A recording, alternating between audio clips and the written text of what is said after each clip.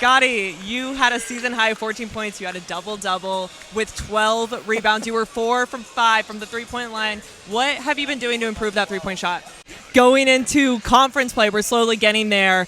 What do you guys think you need to continue doing from tonight to get into that similar flow state on offense? Curtis, what a win. Talk me through your team's win tonight. What are your thoughts? Congratulations, I'm sure you know, but you had a double-double tonight, 17 points and 13 rebounds. You're so aggressive out there. What keeps you maintain that high level of play, especially during kind of a slower-paced game? Good win tonight, Rowan. You had incredible mental toughness in the end there, making those 2 free throws. Talk to me about your focus. What helps you maintain that focus? What do you want to take from this game to Saturday's game against Acorn? That we just got to play. I see a little chemistry between you two here. Jake, with your assists, how do you guys rely on your chemistry to just score out of your minds like that? We could rave about the offense all night, but defensively, you guys were able to shut down Tulane really quickly. How did you prepare for that? Thank you, guys. Great night tonight. Caleb, tonight you were offensively unstoppable. What can you attribute to that? You also came out of a little bit of a scoring slump, and tonight you led the team with 25 points. What do you think changed? Hard work pays off, right, Caleb? Yep. Back to you guys.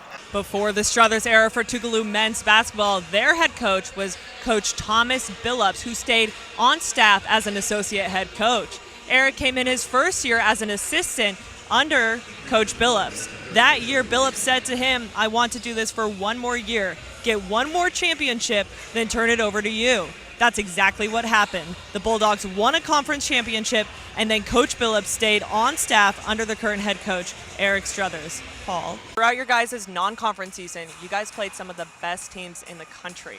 How do you think that prepared your team for conference play?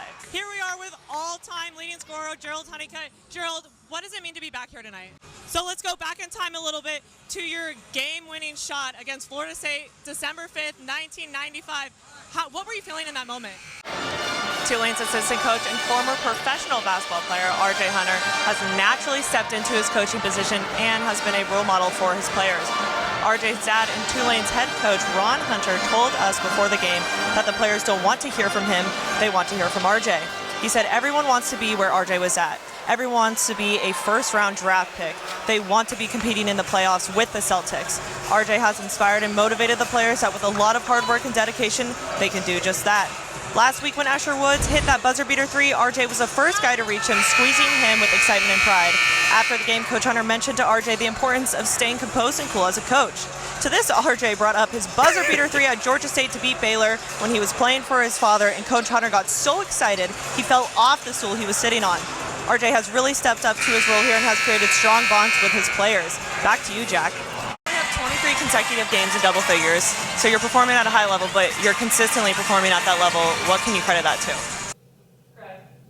Tonight you hit a career high of 16 points. You just looked like really relaxed and kind of effortless out there. Is there anything you can credit to that? Throughout this set, I think Rice did a great job defensively, especially Mansfield with 5 digs and a lot of fantastic one-armed ups. And then on the other side of the net, Tulane did a great job anticipating the hitter and watching the block, which is what Coach Volpe told her team that they need to shoot and hit the ball deeper. When they swing shallow or too low, that's when they hit in the block. So they need to continue to reach high and aim deep. How do you feel heading into this weekend's nationally televised game against Florida State? You know what?